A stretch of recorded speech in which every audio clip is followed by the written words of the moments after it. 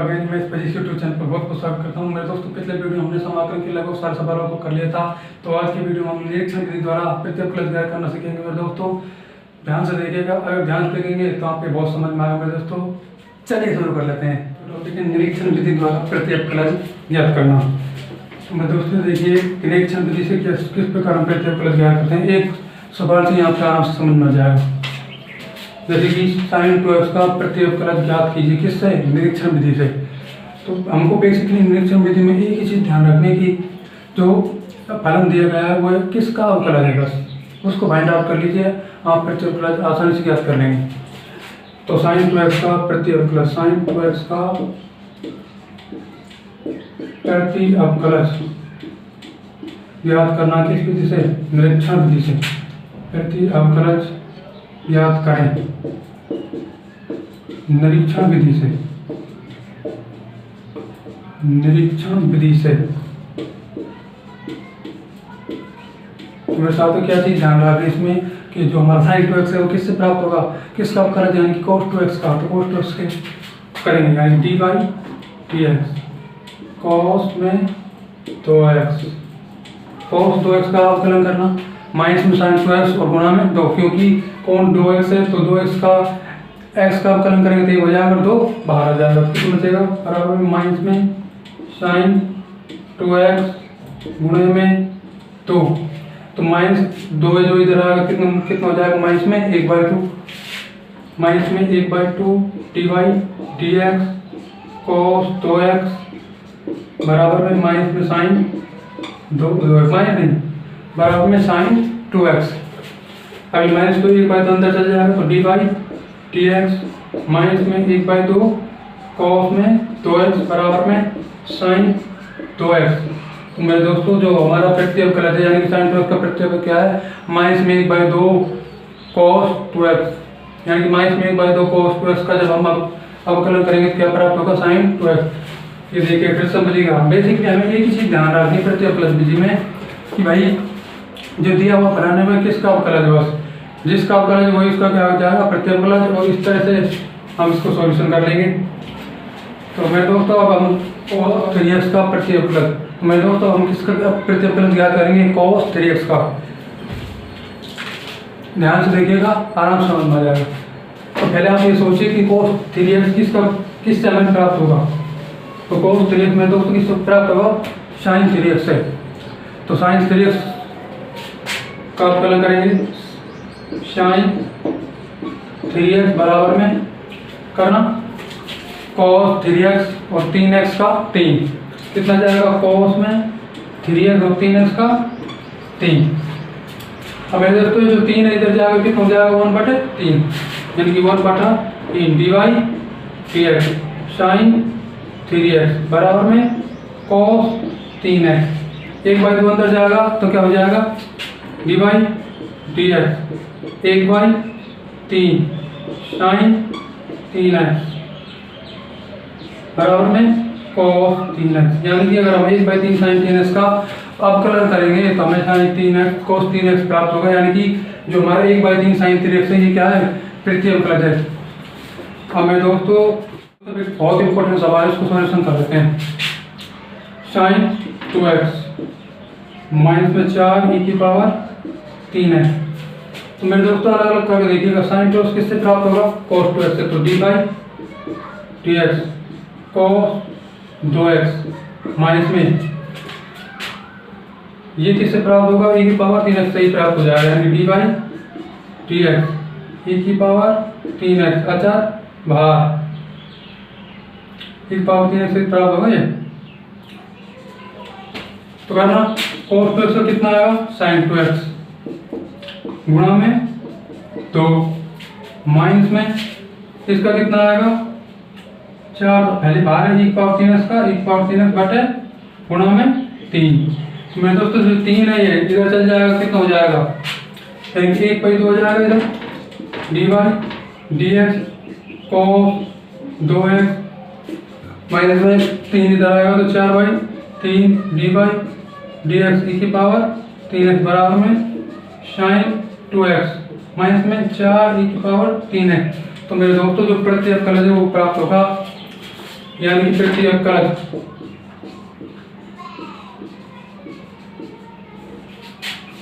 अवकलज जो हमें प्राप्त होगा वो होगा 1/2 cos 2x माइनस में 4/3 e की पावर 3x। तो मेरे दोस्तों जो sin 2x माइनस में 4 e की पावर 3x का प्रतिअवकलज है वो क्या है 1/2 cos 2x माइनस में 4/3 e की पावर 3x। यानी इसका जब हम अवकलन करेंगे तो हमें sin 2x माइनस में 4 e की पावर 3x प्राप्त होगा। अब मेरे दोस्तों MCQ 22 को कर लेते हैं, बहुत ही इंपॉर्टेंट MCQ, बहुत ही शानदार बोर्ड की परीक्षा की दृष्टि से। ध्यान से देखिएगा। मेरे दोस्तों इस सवाल को करने से पहले हम आपके लिए कुछ बात बताना चाहते हैं। मेरे दोस्त आप अपने प्रेजेंट पर वर्क करिए, यानी कि आप अपने वर्तमान पर कार्य करिए। यदि आप वर्तमान को अच्छा करेंगे तो आपका फ्यूचर भी अच्छा अपने आप ऑटोमेटिकली अच्छा होता जाएगा। परंतु यदि आप अपने पास्ट में ही जीत रहेंगे, पास्ट में मुझसे ये गलती हो गई या ये हो गया, तो मेरे दोस्तों आप कुछ नहीं कर पाएंगे। यानी कि past is to learn from, not to living. क्या है इसका मतलब है कि पास्ट सीखने के लिए होता है, ना कि पास्ट में जीने के लिए। इसलिए आप अपने प्रेजेंट पर वर्क किए, आपका जो फ्यूचर है अपने आप से हो जाएगा मेरे दोस्तों। और ये बात एक ध्यान रखना कि दुनिया मेरे दोस्तों हमेशा क्या देखती है, प्रेजेंट में आप क्या कर रहे हो।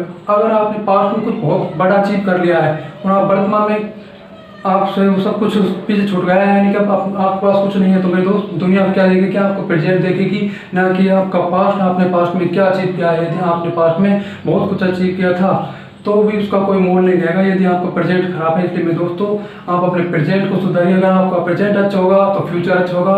पास्ट सीखने के लिए होता है, ना कि पास्ट जीने के लिए। तो मेरे दोस्तों MCQ 22 को शुरू कर लेते हैं।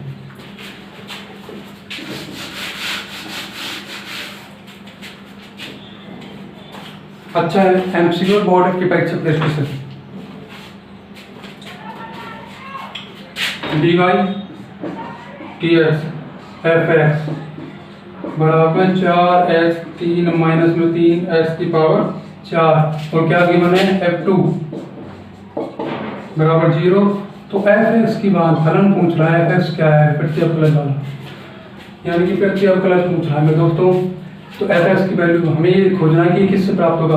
भाई 4x पावर 3 क्या किस चीज से प्राप्त होगा, सोचिए। s की पावर n वाला फॉर्मूला अवकलन में पावर को आगे लाओ, पावर से कम कर दो, यानी कि पावर 4 होगी, तभी तो यहाँ पावर 4 आ गई और ये कम की है। तो मेरे दोस्त पावर कितनी होगी, s की पावर 4 और माइनस में 3s की पावर 4, यानी कि अवकलन में अब इस तरह सवाल में पावर को ऋणात्मक चिन्ह लगाइए, पावर को ऊपर ले जाइए और पावर को क्या कर दीजिए, पावर में प्लस कर दीजिए।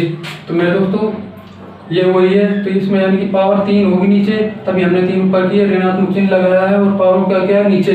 तो प्लस में 1/x पावर 3 dy/dx, यानी कि मेरे दोस्तों इससे हमें ये प्राप्त होगा, यानी कि x की पावर 4 प्लस में 1/x पावर 3 का यदि हम अवकलन करेंगे तो हमें क्या प्राप्त होगा, 4x power 3 minus 3x power 4, यानी कि जो fx की वैल्यू है वो कितनी है, x की पावर में 4 प्लस में 1/x पावर में 3 प्लस में c क्या है, ये क्या है fx प्रतिअवकलज है, यानी कि समाकलज है। तो मेरे दोस्तों अब हम क्या करेंगे, हमारे पास किसकी वैल्यू गिवन है, f2 की, हमें c की वैल्यू पुटअप करनी है, क्योंकि ऑप्शन में c की वैल्यू पुटअप की रखी है, यानी पुटअप कर रखी है। तो मेरे दोस्तों मैं f2 दे रखा है, f2 रखेंगे, जहां पर भी x है वहां पर क्या कर देंगे, 2 वैल्यू पुटअप कर देंगे। तो और इसकी वैल्यू कितनी दे रखी है f2 की, 0, यानी कि जहां पर x वहां पर कितनी वैल्यू पुटअप करेंगे, तो 0 बराबर में 2 की पावर में 4 प्लस में 1/2 की पावर 3 प्लस में c।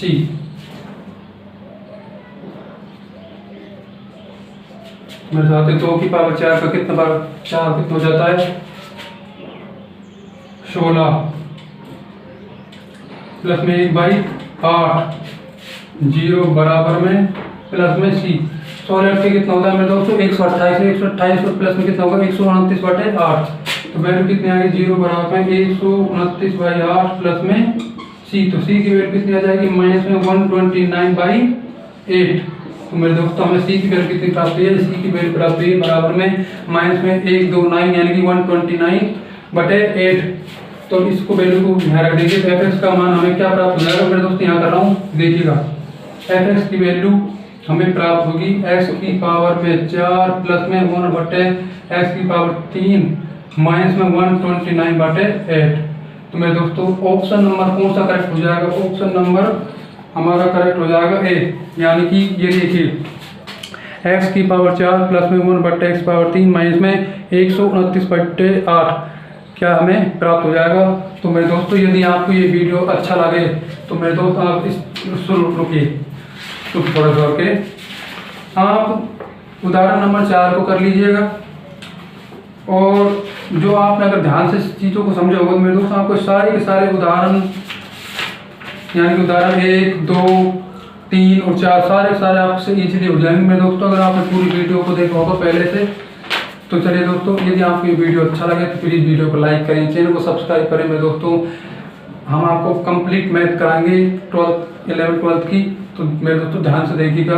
Thanks for watching, channel को सब्सक्राइब जरूर करें। थैंक यू मेरे दोस्तों। ओके, लास्ट में एक और बात बोलता हूँ, प्रेजेंट पर वर्क करिए, फ्यूचर अपने आप सिक्योर हो जाएगा। Thank you for watching.